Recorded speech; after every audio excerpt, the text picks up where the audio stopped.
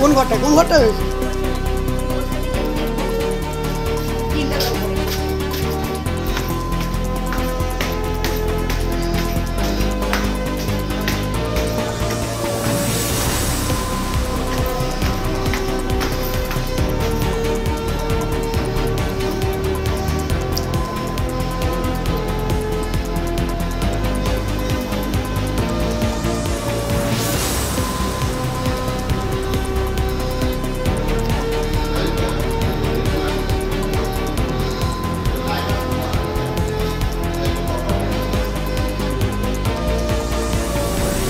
আপনারা এখানে থাকেন তো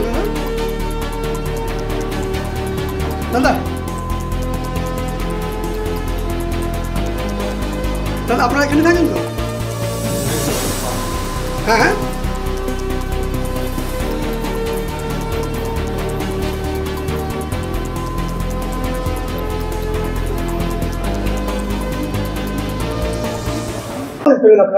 আমরা এখন উনি ঘরে এরকম গন্ডগোল হচ্ছিল দেখে ওই বউটা পুরা গন্ধ পেয়েছে আমার বৌমা এসে।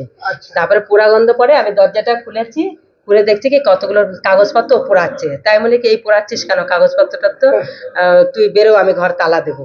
তা বলছি কি দাঁড়াও, আমাকে একটু টাইম দাও জামা প্যান্ট গুলো গুছাতে। আমি ঠিক আছে তুই বেরোবি, আমি তালা দেবো। তারপরে আমি বসে রয়েছি, আমি বলছি দরজা দিবি না কিন্তু আমরা করছি, তালা দেবো ঘর। তারপরে বলছে কি হ্যাঁ এই তো আমার বোনের ছেলে আসছে, জগৎপুরে থাকে, আসছে এক্ষুনি। তারপরে ওর বোনের ছেলেটা এসে আমরা বলছি কি এই দেখ তো ঘর দেখ, বাথরুমটা তো। তারপরে বোনের ছেলেটা বাথরুমে গিয়ে দেখে এই ঘটনা। আমরা দেখিনি দাদা, আমরা ঢুকিনি ভিতরে, এসব দেখে টেনশনে আমরা দেখিনি দাদা, টেনশনে আর কিচ্ছু। তারপরে বোনের ছেলেটা ভোলা হালদার, অতটা আইডিয়া করা মুশকিল। ও এয়ারপোর্টে চাকরি করে ছেলেটা। আচ্ছা, এয়ারপোর্টে চাকরি করে। কতদিন ভাড়া এসেছিল এখানে?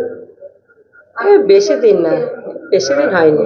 কিছুক্ষণ আগেই জানতে পারলাম এখানে একটা মার্ডার হয়েছে, ভাড়া থাকে বাড়িতে। সব মানে বাড়িওয়ালার সঙ্গে যেটুকুনি কথা বলে শুনলাম, সকালে ওরা ঝগড়া করছিল। তারা বাড়িওয়ালা ওনাদের আত্মীয় যারা আছে তাদেরকেও ডেকেছে, আর বাড়িওয়ালা বলেছিল তাদের ঘর থেকেও বেরিয়ে যেতে।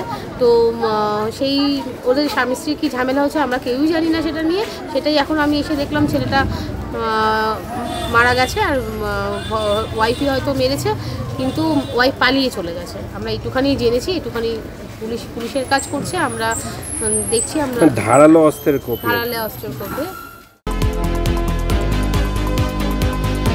ফলো করুন সংবাদ প্রতিদিন ডিজিটাল।